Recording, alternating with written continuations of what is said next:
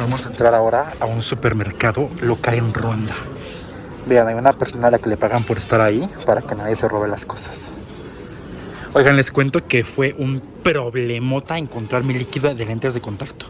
Es que de camino para acá se me cayó el líquido en la maleta, toda mi ropa se manchó y aquí lo encontré. Muy difícil porque los plásticos, incluidos los lentes de contacto, están prohibidos en Ruanda porque están tratando de hacer un país libre de plásticos. Aunque en el supermercado veo bastantes.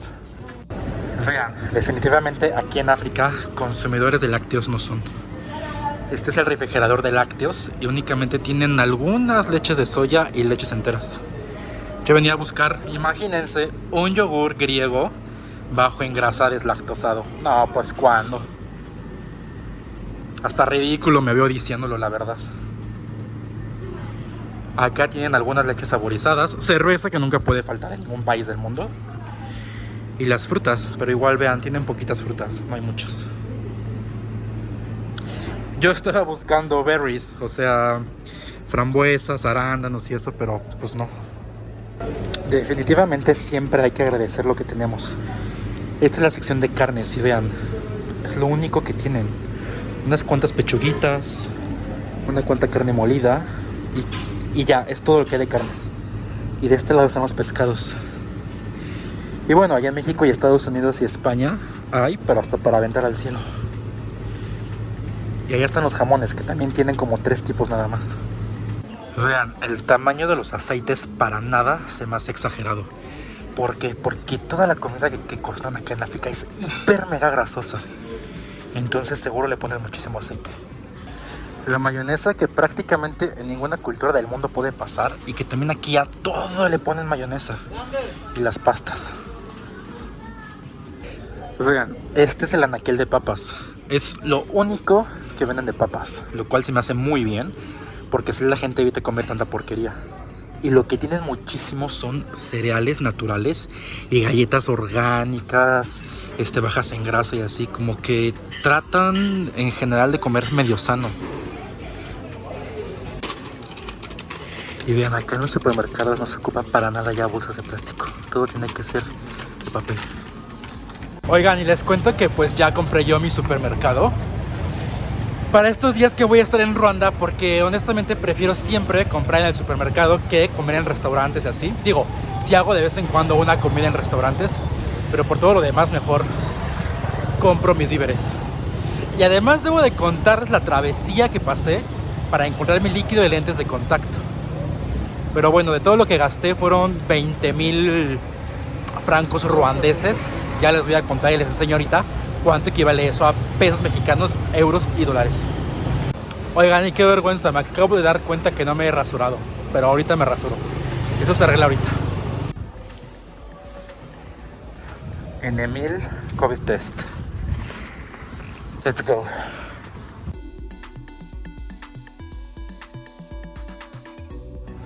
Bueno amigos, pues hoy vamos a conocer la trágica historia de Ruanda y del genocidio que pasó aquí.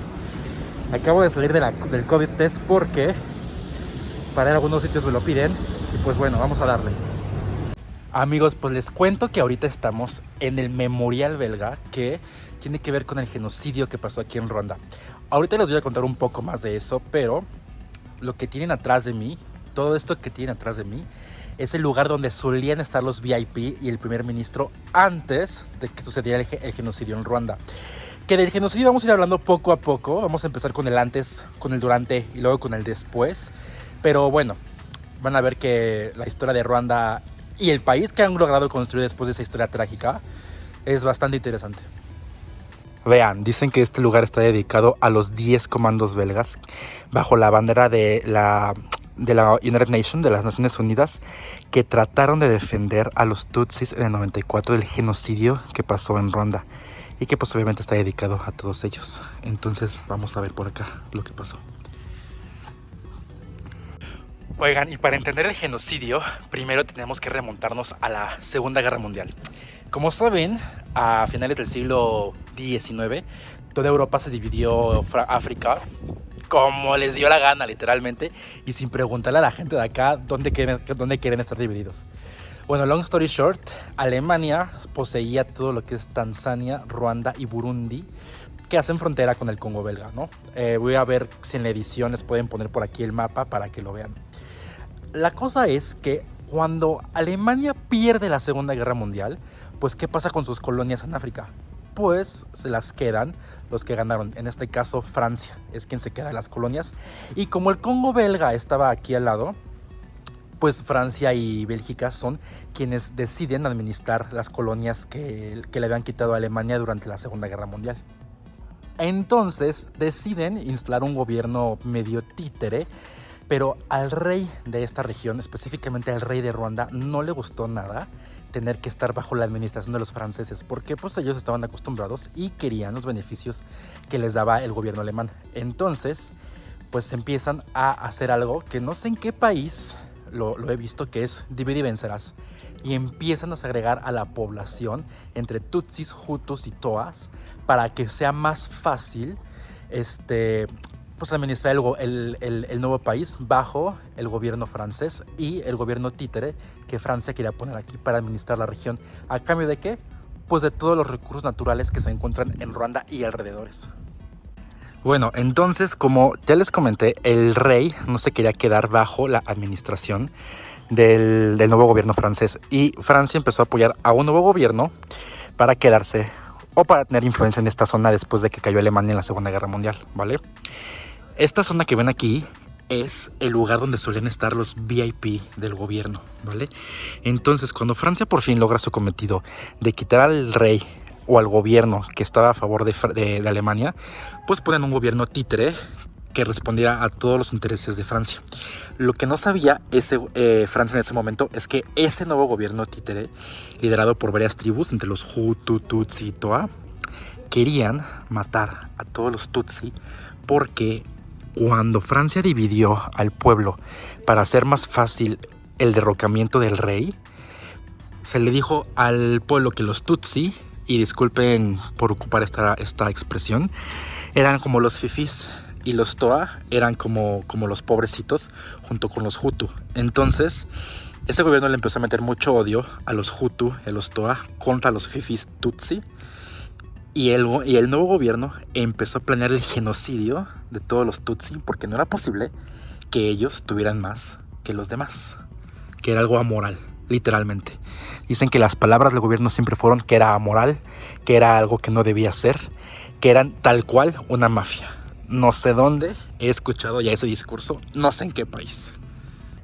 Y bueno, aquí es donde empieza todo lo del genocidio. En el gobierno había, como les comenté, Hutus, Tutsis y Toas.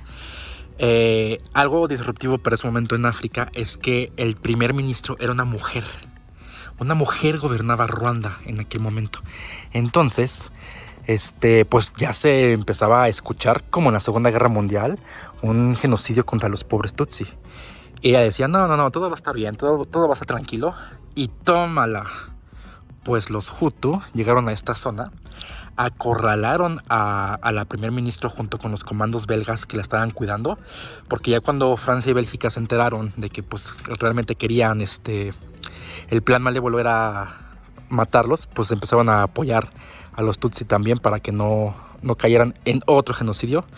Pues fue demasiado tarde. Escondieron aquí a la primera ministra junto con los 10 comandos belga, llegaron los Hutu y ametrallaron toda la casa o toda la zona. Eso que ven ahí son impactos de metralleta y de pistolas. Y bueno, vamos a entrar. Vean, aquí pueden ver todos los impactos de bala y un pequeño memorial a la primer ministro que murió junto con su esposo y a los 10 belgas que ayudaron el 7 de abril del 94 a tratar de proteger a la primer ministro. Por eso aquí está la bandera de Bélgica y junto con la bandera de Ruanda. Y por allá están escritas las familias de los soldados belgas que murieron protegiendo a la primera ministra, que ella siempre veló por que no hubiera este genocidio. Pero pues bueno, al final del día la gente del gobierno se amotinó contra ella, la acorralaron y la mataron. Únicamente por una división tonta en la que le empezaron a meter odio a la gente. Ya saben, divide y vencerás. En la que allá están los fifís, allá están los pobrecitos, pues hay que matar a los fifis. Vean, este es el memorial a los belgas que trataron de proteger a la primer ministro. Y dice, estas piedras son de origen belga. No están pulidas porque representan a la vida misma. Son más grandes que los hombres para conmemorar la fortaleza de los 10 mártires que estuvieron aquí. Están acomodadas en círculo como símbolo de cohesión de los 10 comandos. Son las sombras de los hombres que nunca olvidaremos. Están, ¿cómo se llama? Están hechas, o sea, las líneas que tienen representan la edad de los comandos que tenían aquí.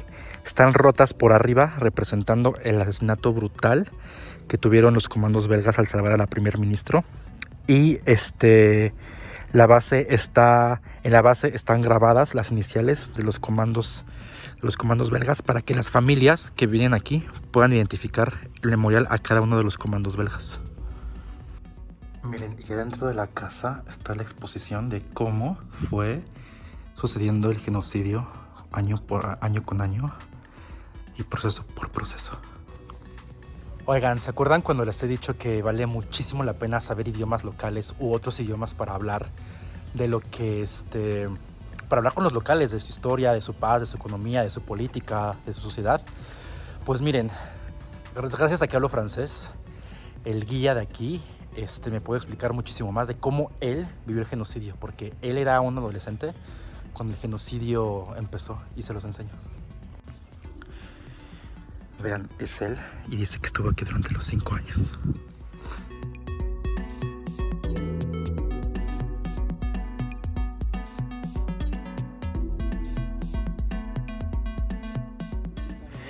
Él estuvo aquí durante su adolescencia y le tocó ver todo el genocidio.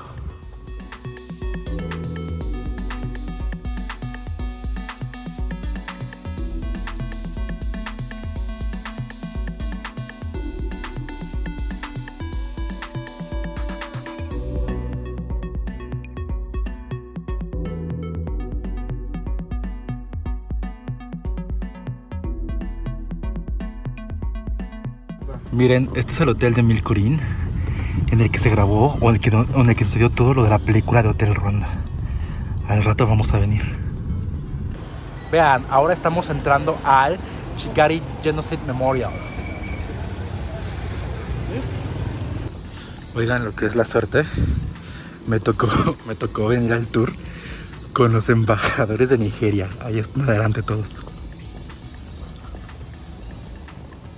Vean, ahora venimos al Museo del Genocidio de Ruanda y empezamos aquí por una exhibición que te dice que ha habido diferentes genocidios a lo largo del mundo. Ninguno es peor o mejor que el otro y pues bueno, vamos a verlos. Seguramente van a hablar del genocidio de los nazis.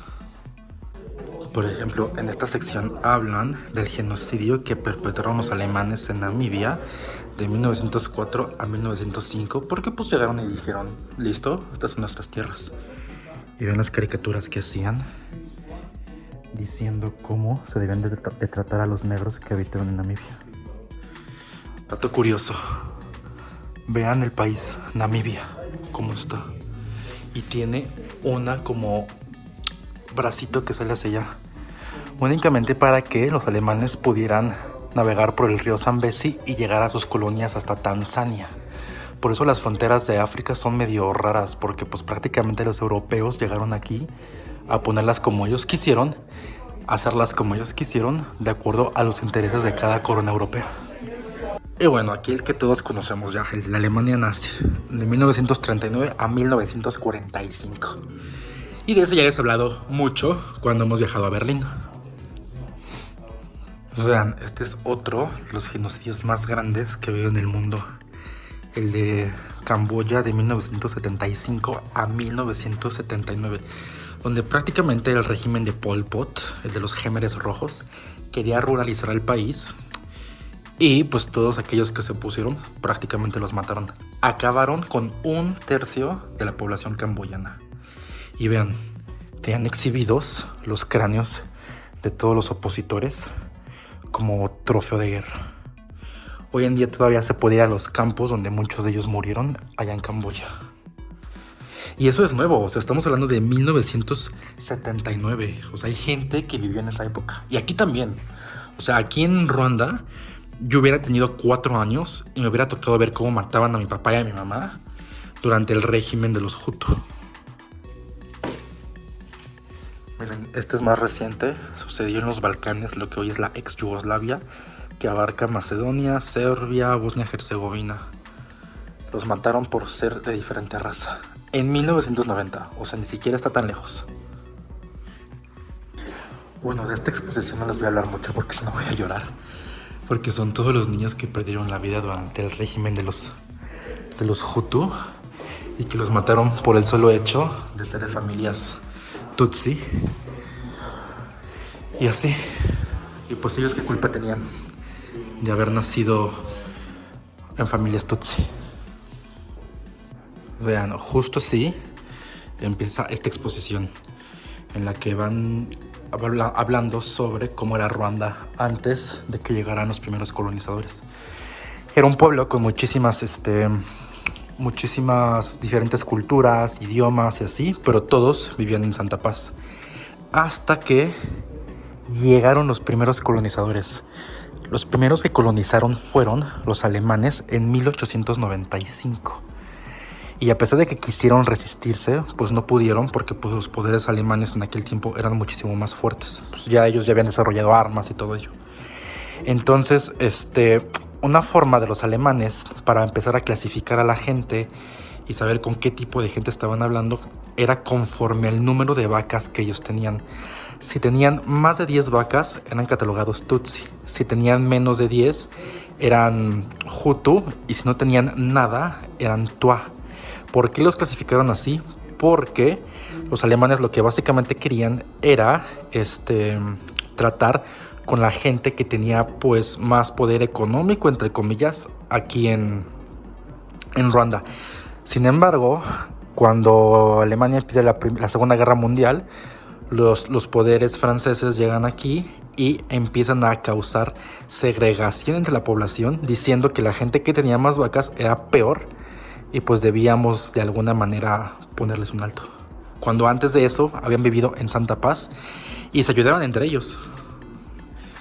Vean, también en las clases eran segregados. Los obligaban a estar los Tutsi juntos y los Hutu separados de los Tutsis, para empezar a promover la segregación entre el pueblo y empezar a dividir al pueblo. Y vean, acá hablan de una solución final, justo como Hitler.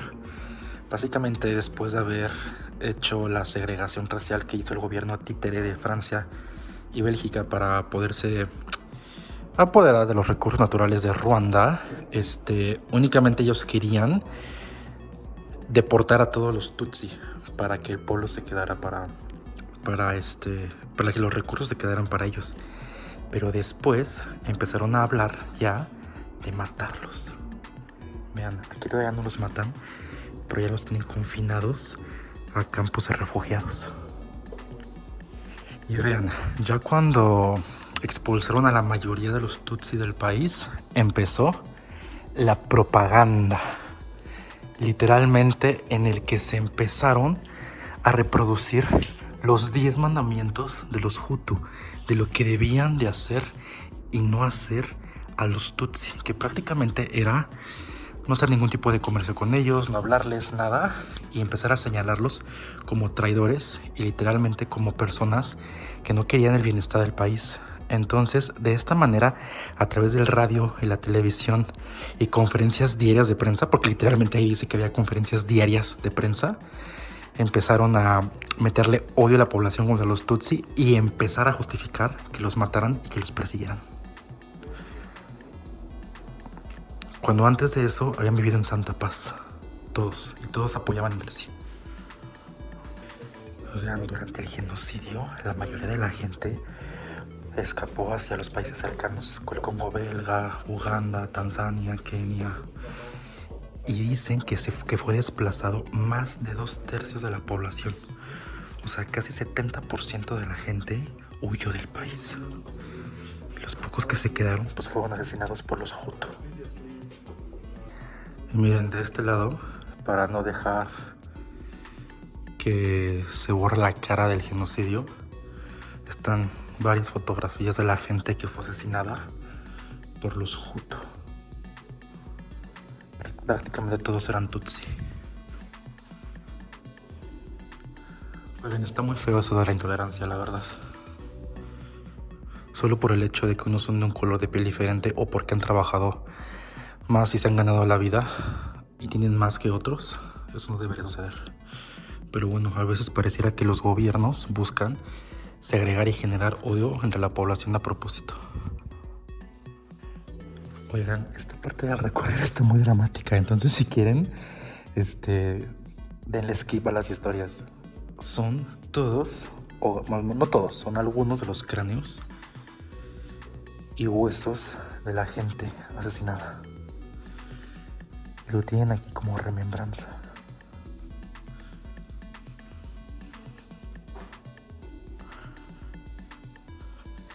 Algunos han sido identificados y saben a qué familias corresponden.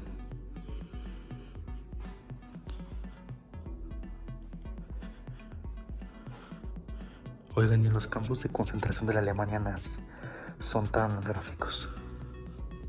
Vean, y el genocidio comienza. En el 94 se convoca a toda la gente a que con cualquier tipo de arma vayan y le inflijan el mayor dolor posible a los Tutsi. Ella era la primer ministra de aquel tiempo, era líder Hutu, pero ella no quería el genocidio. La mataron y luego llegó este dude sí apoyó el genocidio. Y bueno, a partir de aquí empiezan imágenes muy fuertes de cómo empezaron a matar a todos los Tutsi de la manera que podían. Curiosamente a Ágata la matan en un accidente de avión.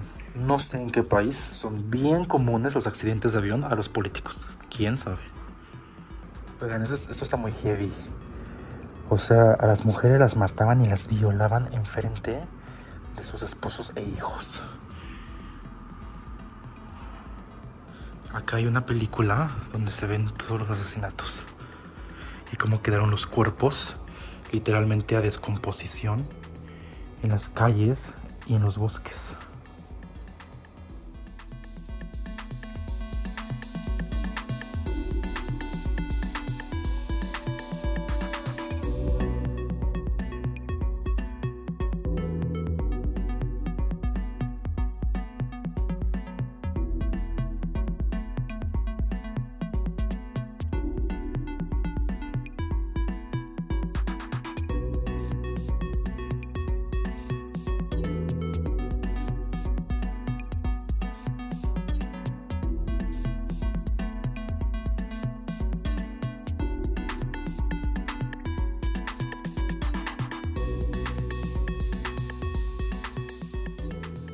Oigan, yo creo que esto ya es el colmo de la barbarie. Bueno, básicamente iban a las iglesias y mataban a toda la gente. Y el principal objetivo de todo el genocidio eran mujeres y niños, niñas y niños. ¿Por qué? Porque al matarlos se aseguraban de que no pudiera emerger ninguna otra generación Tutsi. Y lo más triste y feo es que vean, las mujeres eran violadas por hombres que se sabía que estaban infectados de VIH para que se contagiaran, las mujeres murieran y si quedaban embarazadas, también los niños murieran.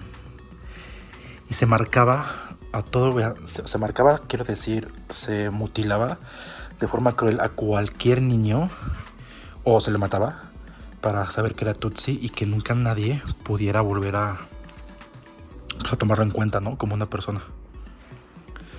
Vean, y después del genocidio vienen los trabajos de paz. Prácticamente se les sentenció a toda la gente que participó en los genocidios. Muchos de ellos siguen en la cárcel. Algunos fueron condenados a pena de muerte y otros, los que, ¿cómo se podría decir?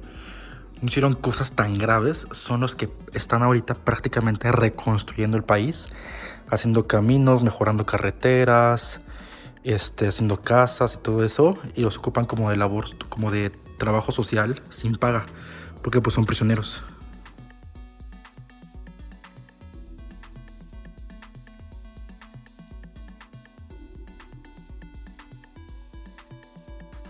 Vean, ahora estamos en los jardines, pero prácticamente todos los jardines están construidos sobre las tumbas. Todo esto largo que ven aquí es una fosa común donde enterraron a toda la gente.